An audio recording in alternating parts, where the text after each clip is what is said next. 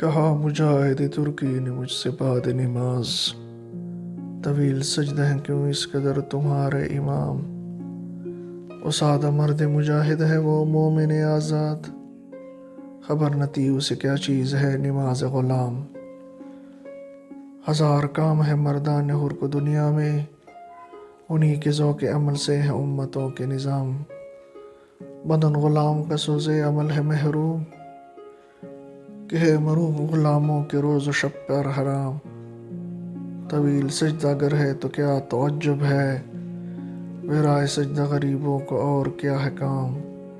خدا نصیب کرے ہند کے اماموں کو، وہ سجدہ جس میں ہے ملت کی زندگی کا پیام۔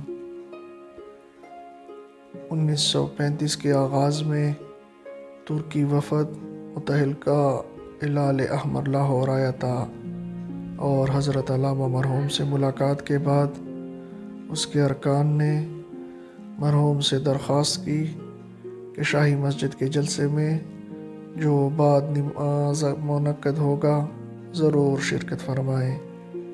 اختتام جلسہ کے بعد رئیس الوفد نے مرحوم سے امام کے طویل قرات و سجدے پر اپنی تعجب کا اظہار کیا۔ اقبال چونکہ بہت ذکر حس تھے، اس لیے انہوں نے نظم کی صورت میں اپنے تاثرات کا اظہار کر دیا۔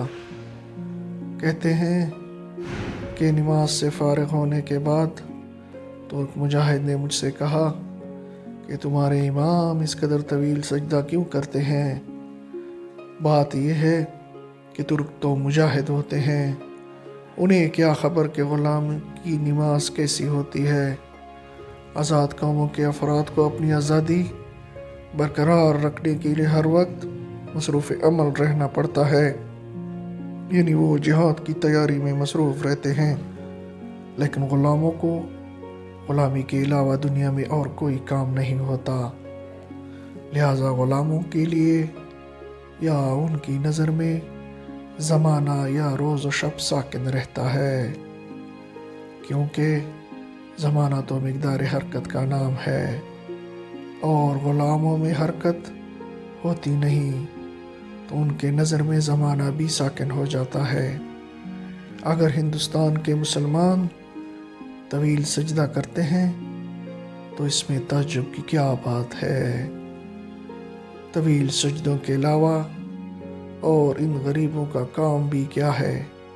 نہ قواعد پریڈ سے کوئی تعلق ہے، نہ اپنے گھوڑے کی نگہداشت سے کوئی علاقہ ہے، نہ اپنے ہتھیاروں کی صفائی کی ضرورت ہے، نہ رات کو سرحدوں کی حفاظت کا کام ہے، نہ ہی جسمانی ورزش کی ضرورت ہے، اور نہ مسلمانوں کے گھروں پر جا کر انہیں جہاد کی ترغیب دینے کی ضرورت ہے۔ غلامی کی نعمت نے مسلمانوں کو ان تمام زحمتوں سے مامون اور بر الذمہ قرار دیا ہے۔ اللہ تعالیٰ ہندوستان کے ائمہ مساجد کو وہ سجدہ نصیب کرے جس میں ملت کی زندگی کا پیام ہے، یعنی جس کی بدولت ملت زندہ ہو جائے۔